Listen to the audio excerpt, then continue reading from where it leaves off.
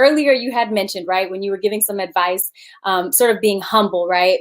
I want you to share your story because it is time that we hear you and your beautiful wife, Saba, who is tuning in right now. Shout Mhm. out to that queen. She is just so incredible. You both are. But you two conquered more than $250,000 in debt. Two children of immigrants who came here with no money, no English. Here you two somehow get together. I mean, what are the secrets? How did y'all do that? Can we please rewind back and share some steps that helped you all conquer more than 250K in debt together? Yeah, so it's quite a story.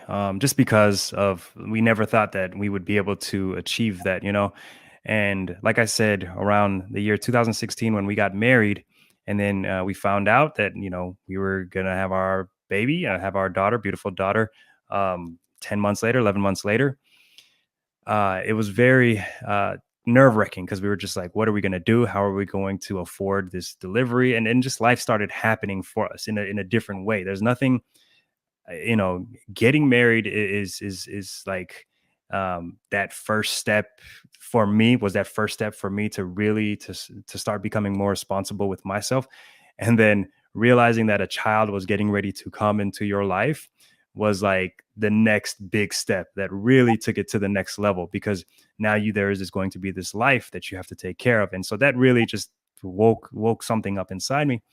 um and interestingly, before we got married, my wife and I took premarital counseling, and they were talking about finances. They were talking about just different things. How are you going to react to your in-laws?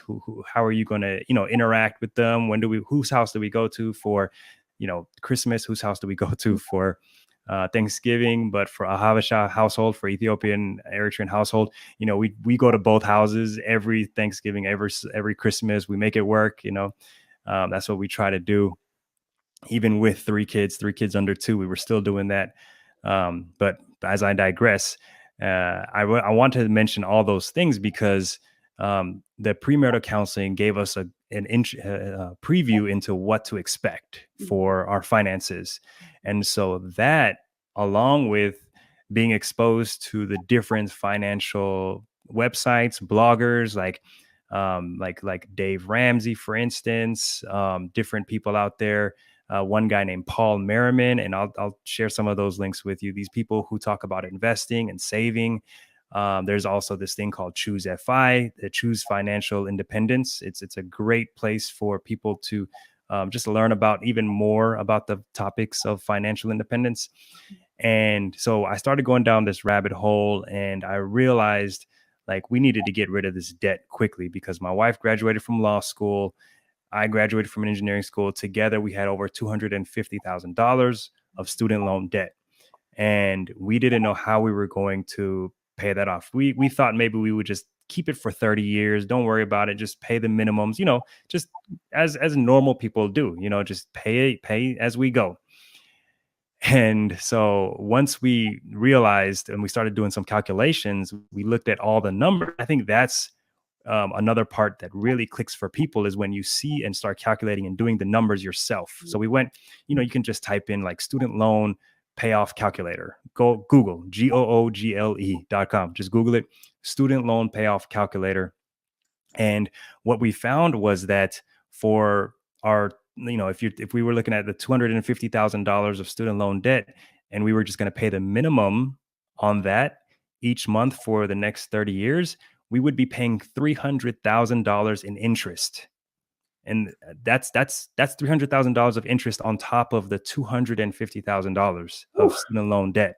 Mm. And so that was a rude awakening for me. And then I showed it to my wife, and she was like, "Oh no, we got to take care of this. We got to figure something out." And so we became aggressive. My wife was a big saver. She's always been a great saver. I'm sure she got that from her parents. Mhm. She just had, decent sized chunk of savings in her bank. And when we started learning about this whole thing called the debt snowball that Dave Ramsey preaches about, that talks about, we really said to ourselves, okay, so you've got this big savings, babe. Let's try to see if we can take like half of it and throw it at the debt. and I never saw like her look so mad or look so upset, look so scared. Like, are you sure? Like, are you really gonna do this? And we took a step out of faith. We took a leap of faith on it. And I mean, we prayed about all this stuff. We prayed about like our finances. We pray about our marriage. We pray about our kids. We pray about our parents. Everything like that is part of our lives. We prayed about, and that includes our finances. And I'm not kidding you, when we did that, God, like personal, my personal testimony is like God just started showing us different opportunities to keep paying off that debt in an aggressive manner, in ways that we never thought. Like a random bonus check would come in for my wife, or something would happen, and then remember that house I talked about, right? That house became an opportunity to sell because like I said, I learned quickly that I just don't like dealing with buying a house, selling a house, flipping houses. That's great for people who love doing that, Mhm, but I learned quickly that wasn't I'm not one of those people.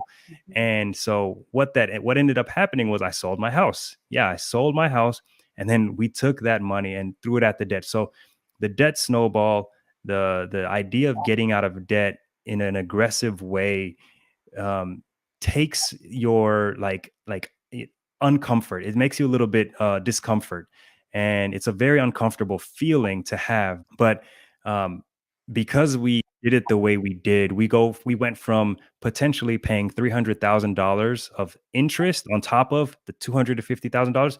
We went from $300,000 down to about 18,000 dollars of interest that we paid in that 2 year span. And so when you look at this, you're taking 2 years of your life. Okay, people, you're taking 2 years of your life, 3 years of your life, and you're going to sacrifice just a little bit of everything you're doing, buying a house, rushing to do this and rushing to do that. We lived at my mom's house for like a year. While we were doing this, we were paying $500, rent, to my mom to help. It wasn't as much as what she gave. My mom gave us like so much during that time, but she knew our goals, she knew our plans, and she supported us, and she was there for us. But we were just like very focused, and we were so aggressive. And so it's funny because I left my mom's the day I got married. I left my mom's house, and then we looked at everything. We said, wait a minute, we need to come back. And so I came back to my mom's house. I left my mom's house single, and I came back to my mom's house married. How And old were you? How old were you at this point? hmm? About how old were you at this point? Just so everyone knows, your Oh, I'm age. sorry. Yeah, 2016. So I was 32. I think I was like 32, 31, 32 years 31. old. Yeah. 32 years old, moving back in with your mom, Yeah. wife. Yep. Yep. And so um, it's very interesting, um, to think about this kind of thing, because people want to grow up, people want to be independent, people want to start living their lives. And if you have no debt, I mean, that's so great. I'm happy for you. But if you find yourself in a similar type of situation, I hope you have people you can rely on and lean on, and and use opportunities like ours, like we had, to go back to my mom's house, or you go back to your parents' house for some time. Like it's something that is actually not very rare. It's pretty common thing. It's just in certain communities it just is frowned upon, or like there's just this level of there's maybe possible a stigma, possibly, that, oh, you're going back to live with your mom, like that's not really cool. That's kind of embarrassing, right? But Mhm. I'm telling you, it was not embarrassing. What's not embarrassing is being debt free. And I hope like people understand, like, being debt free is not embarrassing, and it's a beautiful blessing that I really hope people watching will work and hard, and at least are there to achieve, can achieve themselves.